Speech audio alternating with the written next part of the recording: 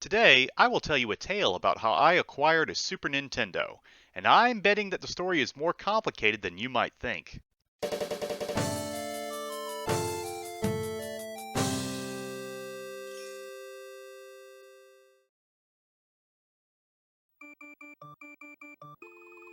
When I first played the Super Nintendo in the early 90s, I immediately got 16-bit fever.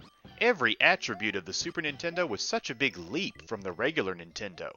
There are so many quality games, the graphics and colors are beautiful, and the music, when compared to the NES, is absolutely mesmerizing.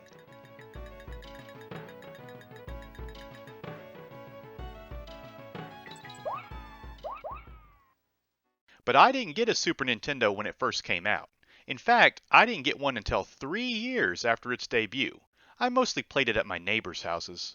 But in 1994, I finally got one, and my journey to owning a Super Nintendo starts with a basketball free throw shooting competition. When I was 9 years old, I was obsessed with basketball, even more so than Nintendo. I watched the NBA multiple times a week and always played pickup games during recess and after school at my home. I also played for a rec league team.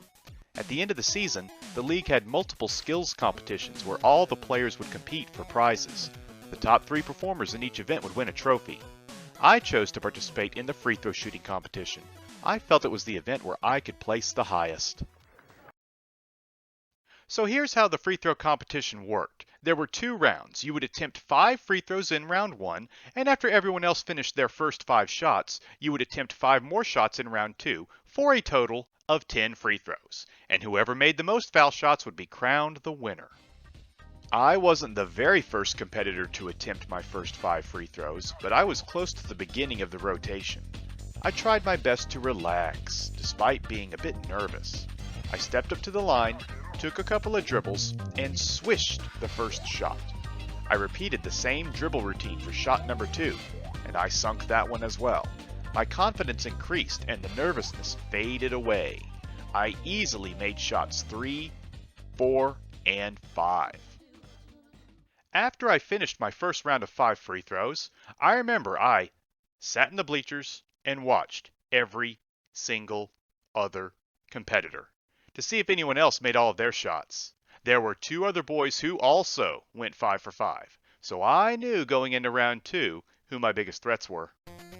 When it was time for my second round of 5 attempts, I stepped up to the free throw line, took a deep breath, executed the exact same dribble routine from round 1, and I easily made shots 6, 7, 8, and 9. 9 made free throws in a row. It was time for my last shot. The nerves were coming back. The referee gave me the ball for my 10th attempt, and my whole body was shaking. I tried to go through my normal dribble routine, but my nerves forced me to rush it. And when I released the ball, I leaned forward a little bit more than usual, completely forgot about my balance and follow through. But it didn't matter. The ball went straight through the basket. Nothing but net. I immediately started celebrating, jumping up and down with excitement, but I quickly regained my head. I was not the winner yet. I still had to worry about the other 2 guys who made their first 5 shots. So a few minutes later, the first of the 2 boys who were still tied with me stepped up to the free throw line for his next 5 attempts. I watched very closely as he made shots 6, 7, and 8. My heart was pounding, but I knew it was out of my hands. The 9th attempt had a nice, arching shot with beautiful backspin, but the ball hit the front of the rim, then the backboard, and fell to the ground. He went on to miss his 10th attempt as well. So, 1 competitor out, and 1 more to go. The second boy who went a perfect 5 for 5 in round 1 then stepped up to the line a few minutes later. Just like the previous competitor, he got off to a great start. He smoothly made shot number 6, 7, 8. With each free throw he made, my breathing got faster and faster. The 9th attempt went into the air. I noticed it came off his hand a little funny, and the ball hit the right side of the rim, then off the backboard. No good.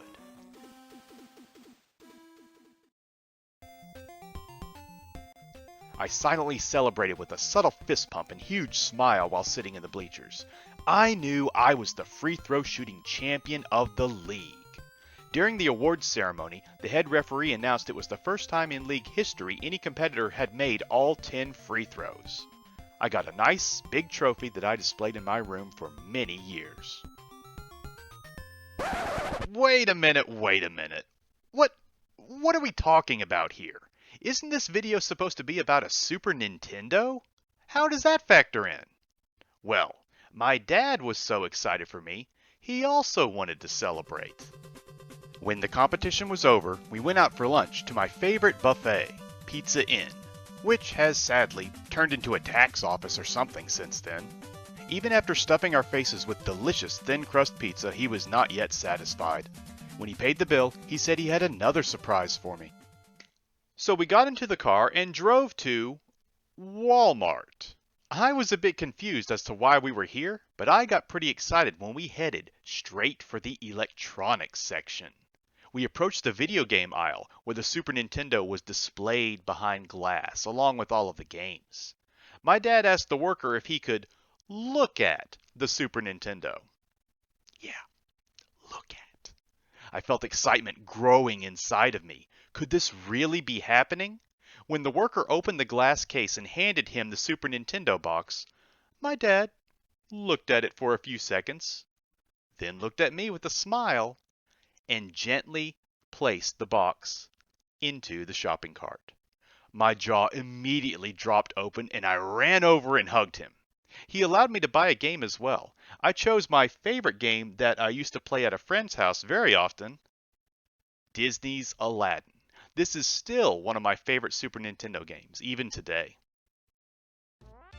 The Super Nintendo came with the Super Mario World cartridge and 2 controllers. It also included a mail-in coupon for the opportunity to get a free copy of Super Mario All-Stars, which arrived a few weeks later.